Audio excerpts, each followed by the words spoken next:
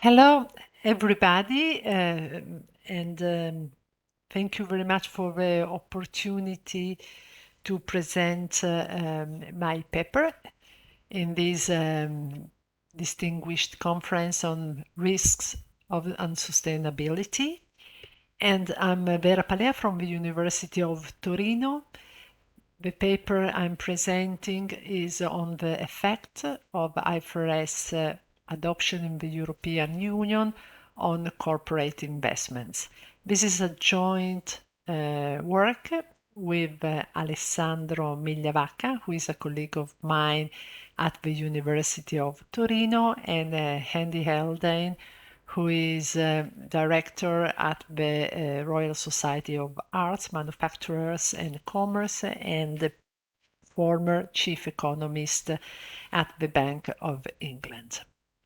So, the background and motivation for research. We all know that in recent years the transition to a low carbon economy has become central to the European Union's policies. I can recall here the European Green Deal and the European Commission's action plan on sustainable finance, along with all the subsequent directives and regulations.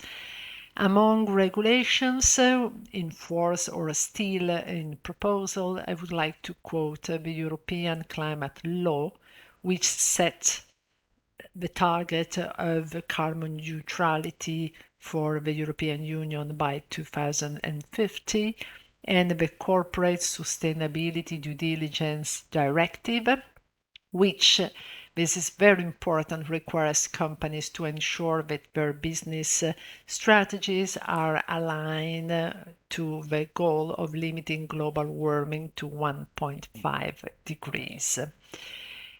So it is important to note, importantly, the objective of sustainable development is not just a goal of this or that commission, but sustainable development is one core objective of the European Union. The Lisbon Treaty, which represents the institutional, I would say the constitutional setting of the European Union, states that the European Union shall work for sustainable development. And we know that the Lisbon Treaty ranks the highest in law hierarchy.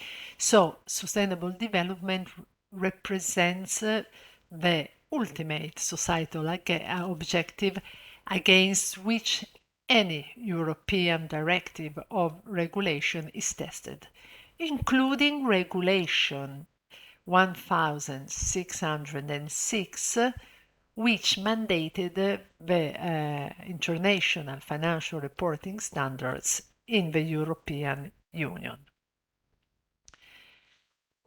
Now, the point here is that critical accounting studies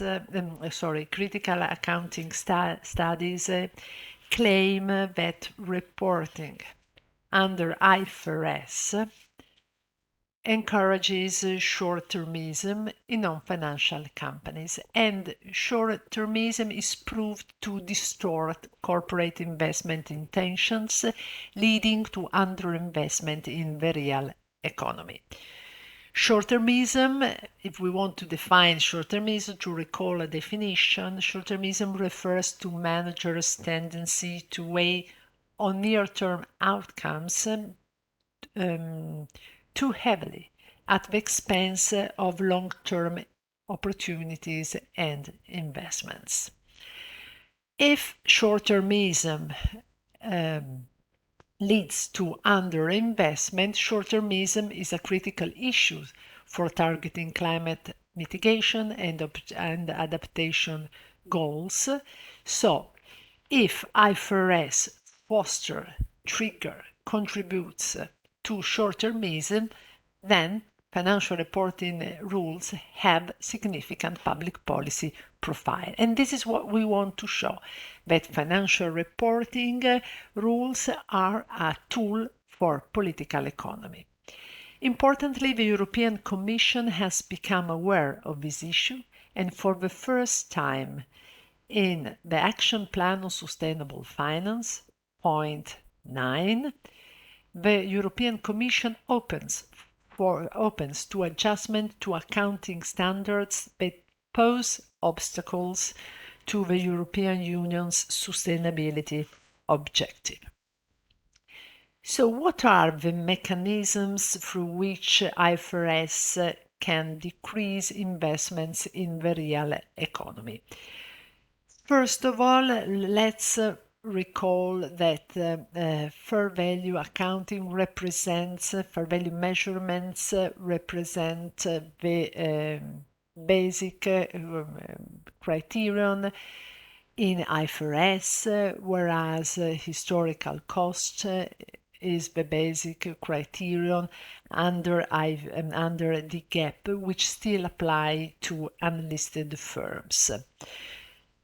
Due to equity inflation, critical literature claims that fair value accounting increases dividend payout and share buybacks, which are often financed by debt, increasing companies' fragility and leaving little funds for investments. Moreover, empirical research shows that institutional investors, such as pension funds or insurance companies, have shown over time a tendency to shift their investments from equity to fixed income to avoid volatility and complex calculation related to fair value measurements. Of course, this shift from equity to treasury bonds and bills increases non-financial companies' dependency on debt, which further create a growth stage trap in business development and long-term investments.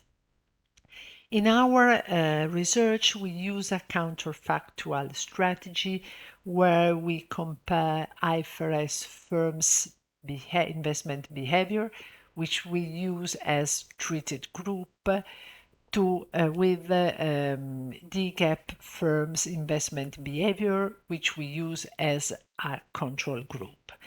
Based on critical literature, we expect IFRS firms to have lower investment sensitivity to investment opportunities compared to DGAP.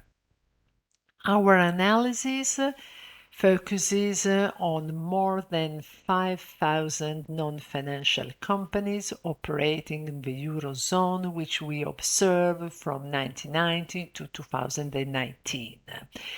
We use a very long period, which is consistent with prior research on financialization because short-termism takes time to deploy and to provide material consequences on company management. Incidentally, a cross-sectional analysis wouldn't be possible for this study because this would have meant comparing listed companies which use IFRS with unlisted companies which still use the GAAP. And since private and public companies have been found to have different investment behavior, a cross-sectional analysis could be misleading. We use a very broad set of investment measures, although our main measure is capital expenditure. But you see here, I listed all the investment measures that we used, and we used alternatively to proxy for investment opportunities, which are Tobin skew and sales growth. This picture already established our first descriptive results, and our descriptive analysis already suggests that IFRS firms tend to invest less than DGAP firms in all the sectors.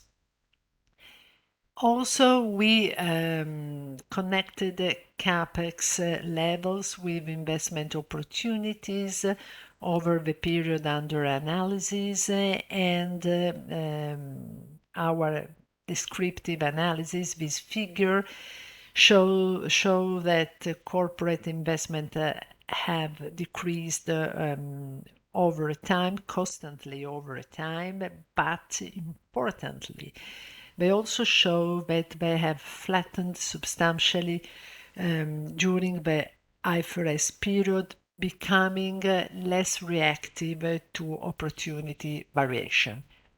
In the meanwhile, in the financial payment have decreased over time, consistently with our study on financialization.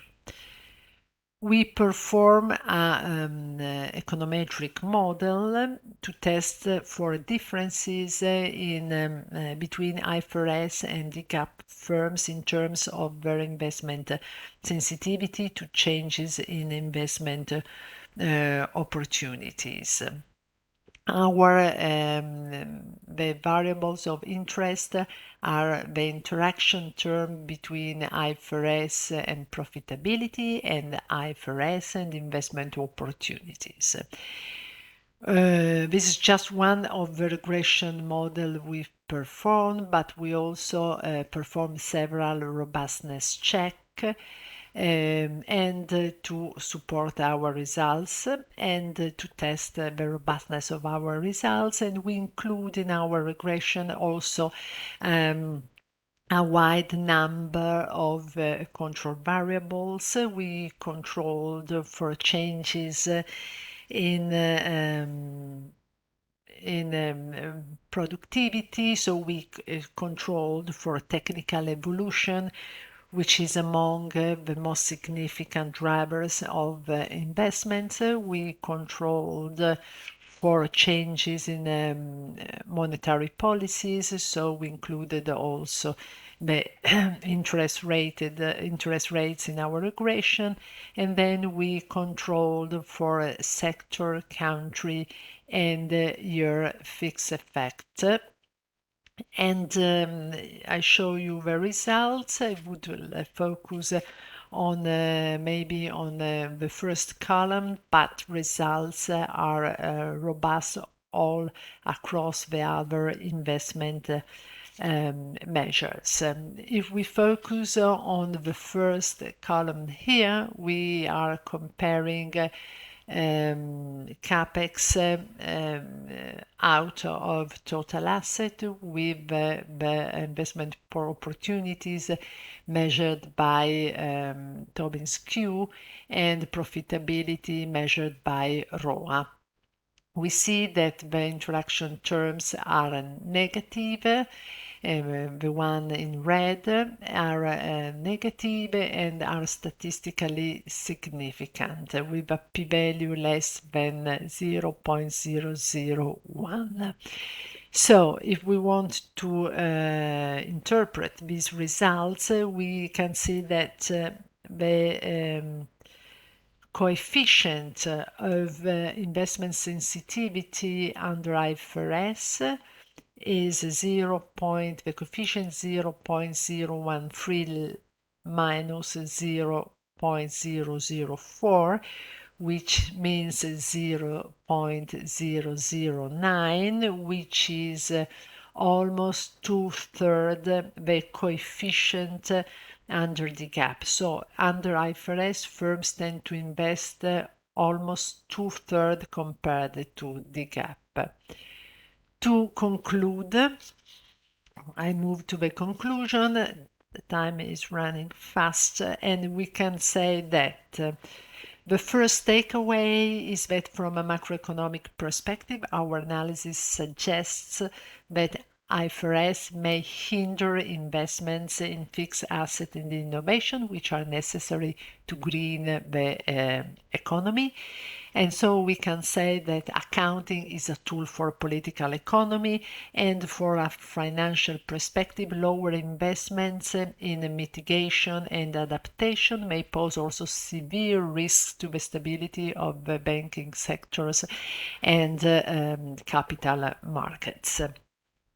So, we as I've just mentioned, we show that financial reporting rules have public policy profile, that they can be considered. We provide support to the arguments for a political economy of accounting, which considers also the institutional political setting where financial rules apply. To conclude, I would also like to mention the fact that in recent times considerable attention has been paid to increasing the quantity and the quality of corporate sustainability information, which is of course a good thing, but sustainability reporting may not be sufficient if financial reporting penalizes investments. And this suggests that policymakers should consider financial and sustainability reporting standard settings as a whole and examine the possible interaction between financial and sustainability reporting. So, thank you very much for the attention. Grazie per l'attenzione, and this is my email where you can contact me if you have any further questions about my presentation. Thank you so much.